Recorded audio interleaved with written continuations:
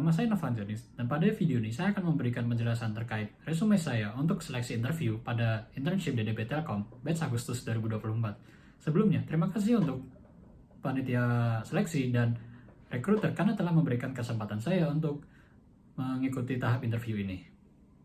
Nama lengkap saya adalah Novan Jonis Aditya Halawa, dan saya merupakan mahasiswa tingkat akhir dari jurusan S1 Sistem Informasi Telkom University. Dan saya saat ini sedang menekuni bidang data science, data analysis, dan business intelligence. Dengan pengalaman lebih dari 2 tahun di bidang data science dan machine learning, dan beberapa pengalaman organisasi yang saya miliki, saya merasa yakin untuk mengikuti internship DDB Telkom ini pada role data scientist. Motivasi saya untuk mengikuti internship DDB Telkom yaitu saya ingin mengembangkan lebih dalam skill data science saya, dan saya ingin mengimplementasikan ilmu-ilmu saya yang telah pelajari selama 2 tahun lebih ini. Beberapa pengalaman saya diantaranya yaitu menjadi asisten praktikum pada mata kuliah sistem basis data dan pengantar pemrograman. Lalu saya juga menjadi peserta Bangkit Akademi pada tahun 2023 dan mendapat predikat lulus distinction pada pembelajaran machine learning.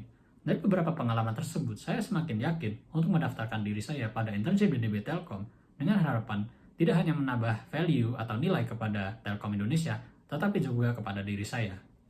Saya siap berkomitmen untuk memberikan yang terbaik dan mempelajari hal-hal baru bersama DDB Telkom. Selain itu, saya siap menerima konsekuensi jika saya mangkir atau tidak melakukan kewajiban sesuai yang tertulis di Fakta Integritas. Sebagai mahasiswa tingkat akhir, per 13 Juli tahun 2024, saya hanya mengerjakan tugas akhir dan mempersiapkan sidang TA tersebut, dan saya juga mengerjakan paper untuk conference.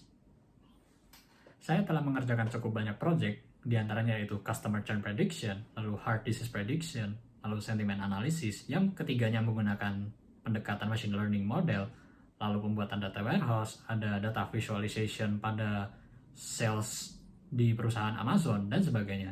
Namun yang membuat saya sangat berkesan yaitu pada project tugas akhir saya dan project capstone yang saya kerjakan semasa program Bangkit Academy. Untuk project yang pertama, saya mengerjakan capstone project dari Bangkit Academy pada tahun 2023 bersama tim saya. Tim saya terdiri dari 7 orang dan terbagi menjadi 3 kelompok. Kelompok yang pertama yaitu Machine Learning yang terdiri dari 3 orang, termasuk saya, mengerjakan fitur klasifikasi gambar. Lalu yang kedua ada kelompok Cloud Engineer yang mengerjakan arsitektur dari cloud pada aplikasi kami. Lalu ada kelompok terakhir yaitu Mobile Developer yang mengembangkan front-end dari aplikasi kami. Durasi pengerjaan capstone kami yaitu 5 minggu, dan saya di situ juga menjadi team leader. Sebagai team leader, saya mengatur timeline pengerjaan capstone menggunakan Gantt chart. Lalu yang kedua, saya mengatur komunikasi dari ketiga role. Lalu saya supervising pengerjaan machine learning dari aplikasi kami. Lalu saya bertanggung jawab pada dokumen-dokumen yang berkaitan dengan capstone dan sebagainya. Tentunya kami mengalami beberapa kendala seperti komunikasi, lalu yang kedua bingungnya pengerjaan teknikal, dan sebagainya.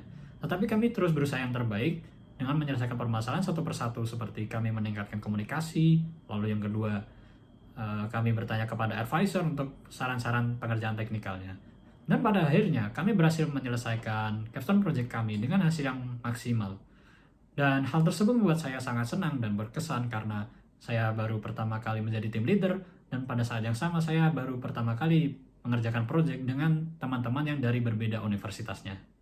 Project kedua yang tidak kalah berkesannya yaitu project tugas akhir saya yang memiliki topik pengembangan data warehouse untuk data sentiment analysis. Pengerjaan project ini saya kerjakan sendiri dan saya telah kerjakan dengan durasi hampir 1 tahun. Pengerjaan project tersebut dimulai dengan pengambilan data yang tentunya memiliki kendala yaitu API yang berbayar, sehingga saya harus menggunakan pendekatan lain yaitu menggunakan Selenium, Python library untuk melakukan scraping data. Lalu yang kedua, saya melakukan sentiment analysis dengan membuat sentiment analysis model, dan hal ini memakan waktu cukup lama karena harus melakukan labeling data dan memastikan data memiliki kualitas yang baik sehingga menghasilkan machine learning model yang terbaik juga untuk sentiment analysis ini.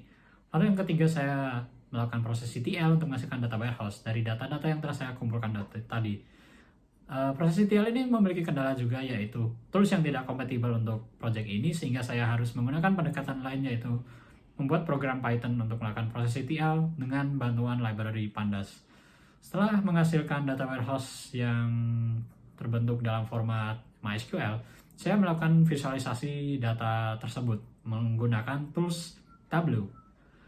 Proyek ini membuat saya sangat senang dan sangat berkesan karena pengerjaannya yang cukup lama, lalu memiliki banyak kendala dan referensi yang tidak begitu banyak di internet. Tetapi saya merasa senang karena telah saya selesaikan dengan hasil yang baik.